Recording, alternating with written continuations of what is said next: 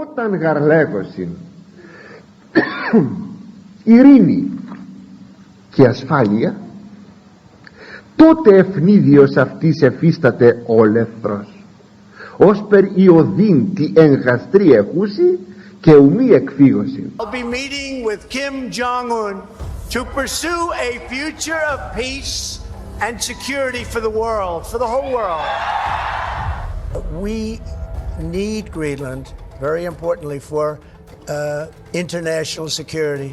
We have to have Greenland. It's not a question of, do you think we can do without it? We can.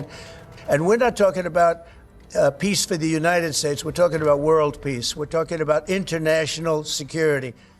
As the United Nations marks its 80th anniversary, we look at the cornerstone of its charter, peace and security. The UN has often been called upon to prevent disputes from escalating into war or to help restore peace following the outbreak of armed conflict. Oh, incredibly, the United Nations Security Council backed the Trump peace plan, and we have a great peace plan. We have peace in the Middle East. They endorsed the United Nations, what's called the Board of Peace, chaired by a person called Donald J. Trump. That'll be the greatest board ever assembled. I've grown up, peace in the Middle East. I used to have peace, peace, peace in the Middle East, but never happened. We have peace in the Middle East. It's an amazing thing. Nobody thought, 3,000 years they talked. Nobody thought it would happen. After so many decades of conflict, finally it is within our grasp to reach the future that generations before us could only dream about, a land of peace, safety, harmony, opportunity, innovation, and achievement right here in the Middle East. So beautiful. It's such a beautiful thing that's happening. We will restore calm and stability to the region and expand prosperity, opportunity, and hope to our nations and for all people in the Middle East, including the Arab and Muslim nations. Very important. We want the Arab and Muslim nations to have peace and have tranquility and have great lives. Ειρήνη και ασφάλεια, τότε ευνίδιος αυτής εφίσταται όλεθρος. May God bless America, may God bless Israel, and may God bless us all with security, prosperity, and peace. Thank you. Israel wants peace. I want peace. What we all want is a peace that will be genuine. To work with you to fashion a peace that will ensure Israel's security and will not jeopardize its survival.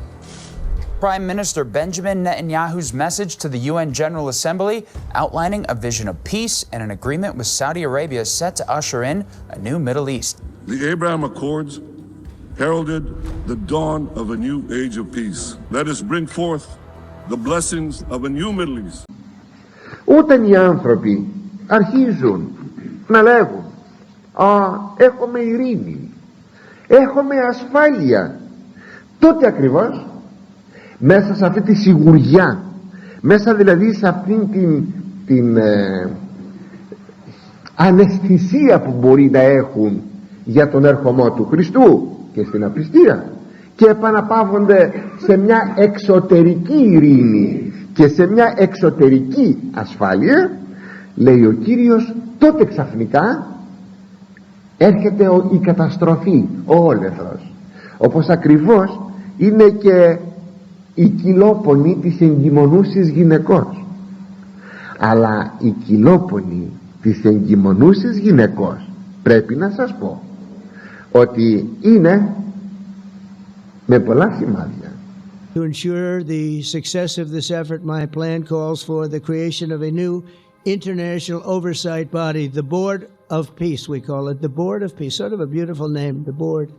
One other development today, U.S. President Donald Trump invited the Prime Minister to join Trump's Board of Peace. That is the multinational institution charged with overseeing the reconstruction of Gaza.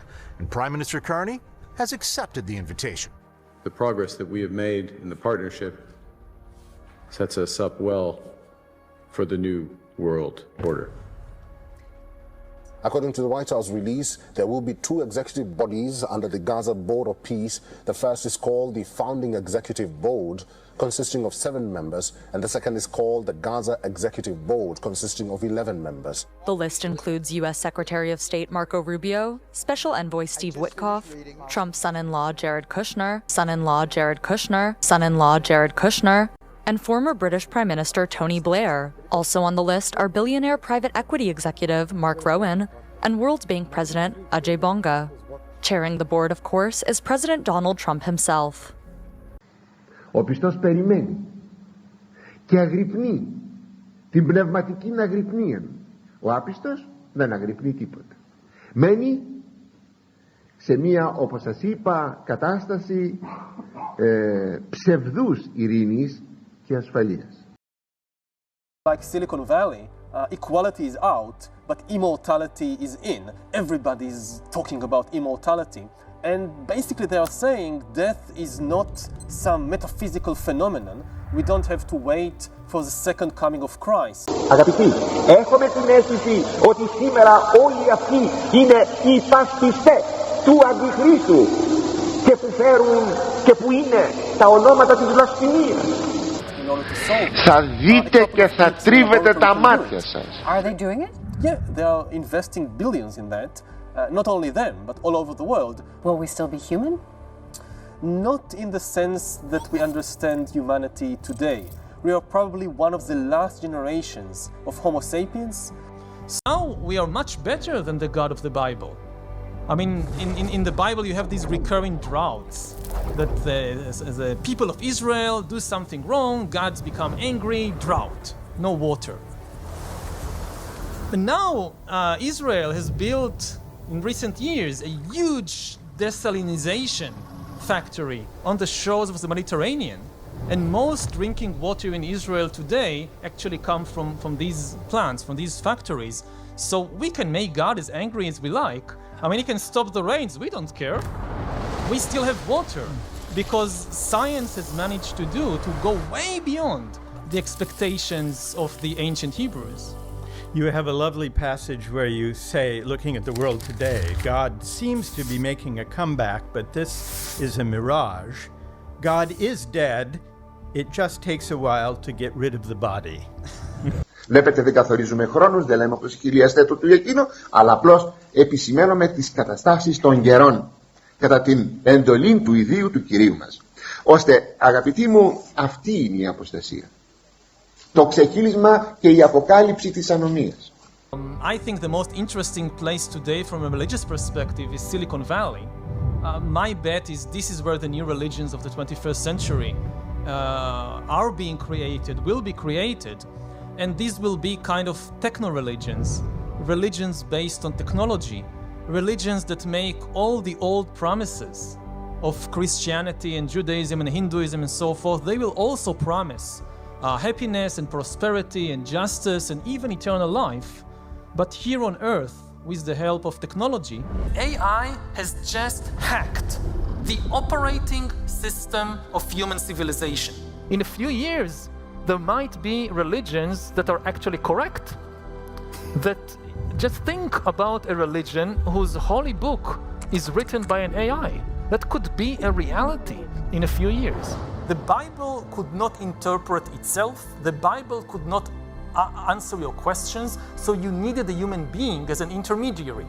What happens when you have an AI text that can speak for itself? So I have friends who are now working on building religious AIs that are meant to either augment or replace human religious leaders. But I go and talk to my pastor at our church when I am going through a difficult time. I am never going to talk to ChatGPT like that. But it's an individual choice. So you think some will? I know that already millions of people do it.